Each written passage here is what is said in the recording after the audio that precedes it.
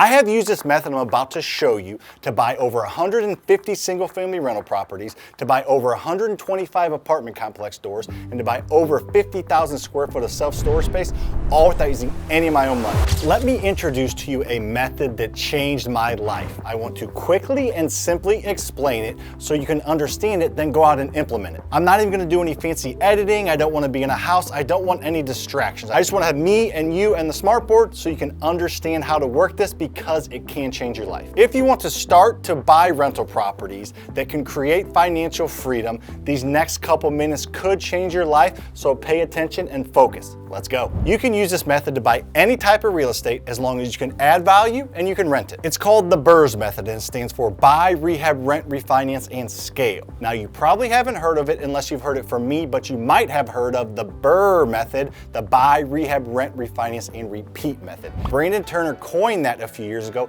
He didn't invent this process, but he kind of made it into 5 letters so people could understand it. I liked what he did, but that last step, that repeat, that wasn't quite enough for me. So I took out the R and added an S for scale. I'm going to explain how to scale this so you can create financial freedom at the end when I go over that step. If you want to create financial freedom, hit that like button. I'm gonna start here and explain each step quickly, then I'm gonna hop over to the smartboard and show you a real life example so you can understand the process and see it in real life, because the quicker and the better you understand this, the more likely you are to create financial freedom sooner. The first step is to buy the property. Of course, if you want to own a rental property, you have to buy a rental property. In this step, you're gonna need to find a distressed property. This whole thing is predicated on the idea of creating equity by rehabbing the property. And you need to purchase said distressed property with somebody else's money. It's usually a hard money lender or a private money lender. It could be your own money, but it's usually borrowed money. If you want to know where you can find that money, check out this video above. I walk through hard money lenders and private money lenders. As I said, you have to find a distressed property, sad face distressed property. That's how this whole process starts. So you buy said distressed property with other people's money. In this case, what I did was I went to our private lender. His name is Steve.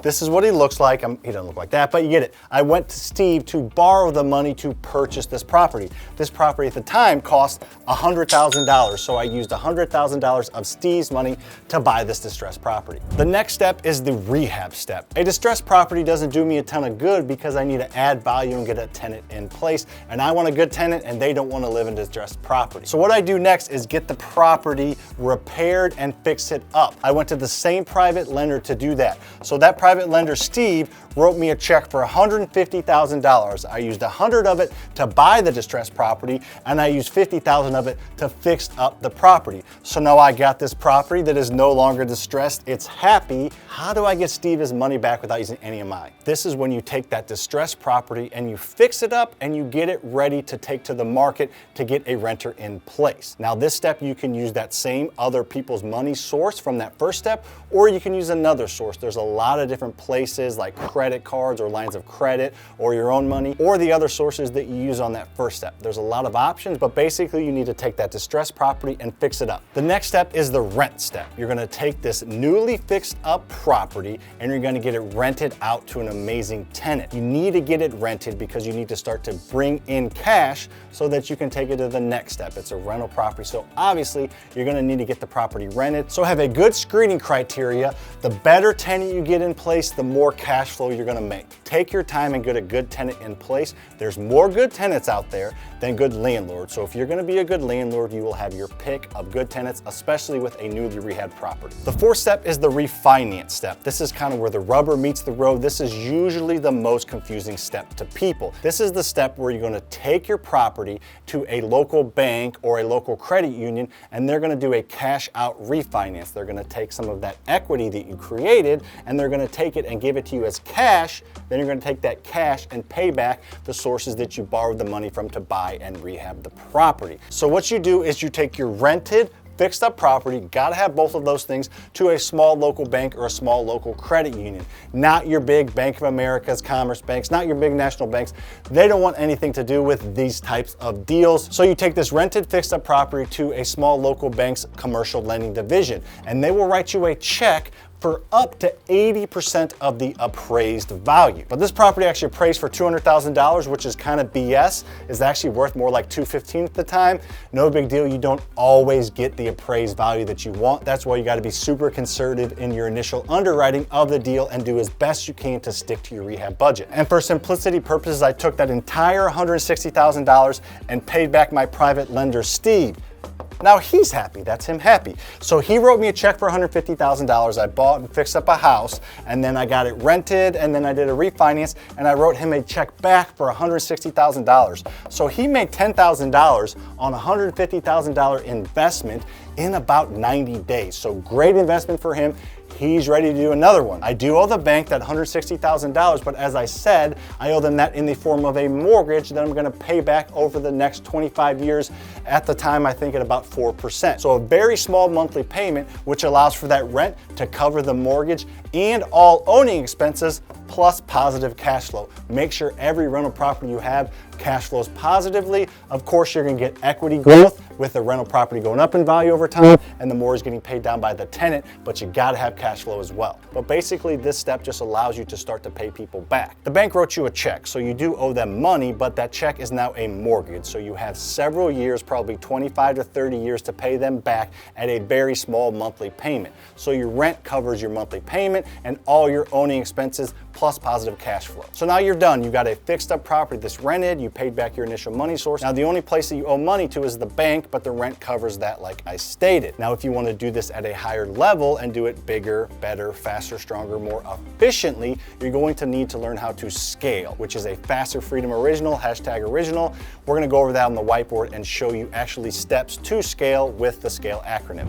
So assuming you want that financial freedom we talked about earlier, rather than repeat, I changed it to scale, which I think everybody knows. Scaling is growing, doing more in less time, and I made it an acronym just like the BRRRR Method. So the acronym stands for systems. You have to create systems around each step. If you want to scale, you have to create systems and processes, which is no fun, but guess what? Creating wealth isn't always fun. There are certain things you have to do and discipline you have to create these systems and processes that will allow you to be more efficient. So create systems and processes around each step. The next is coaching. You have to lean on somebody else that's already been there and done that. I feel like I'm kind of virtually coaching you now, so this is a good first step. You can find coaches in your local market. You can check out all my social media. Whatever you want to do, get involved in some type of coaching. It can be free and it can be paid, but like anything else, if it's a good coach, you're going to get what you pay for. So I always suggest paying for some type of coach. Now I do have a mentorship that I don't talk about a lot, description below. Now I do have a mentorship that I don't talk about a lot. If you want information on that, just send me a message on Instagram. If not, just enjoy my free stuff and find another mentor. The next step is action. This is the most exciting step and a very, very important step, but a step that a lot of people don't actually take because they get that analysis paralysis. You have to go out there and learn on the job. 80% of what you're gonna learn is by taking action. The next step is you have to increase your lead flow. If you want to buy more rentals, you need more leads because not every distressed property you look at, you're gonna buy. So if you wanna buy 10, 15, 20 rentals this year, that's fine, that's great, you can, but you're going to have to probably look at 50, 60, 70, maybe 80 properties. You're gonna have to do things to increase that lead flow, whether it be driving for dollars, whether it be networking, whether it be spending money on direct mail or some other type of advertising. You need to get more numbers. The last step is extra funding. Now you need funding for one deal, but you're gonna need extra funding if you want to scale. You're gonna need more than one private money lender. You're gonna need more than one hard money lender. You're gonna need more banks to work with, not just one small local bank. So do the things that are required, as in going to meet private lenders, looking up hard money lenders, going to talk to banks, talk to other real estate investors that you can meet your local meetups, what funding sources they use. So just get more funding sources so money is not the reason you can't buy a rental property. It's that simple. Now there's a difference between simple and easy. This is a simple process, but it's not easy. It requires time and effort and energy and focus. So hopefully this video helps. Go back and rewatch it so you fully understand it, or check out the link in the description below for my free training where I walk through a little more detail of how you can actually do that with a PowerPoint presentation. If you enjoyed this video at all, make sure to hit that subscribe button and check out this video over here where I walk through a property, a BRRRR property, HGTV style, so you can see before and after and all the numbers. See you on the next one.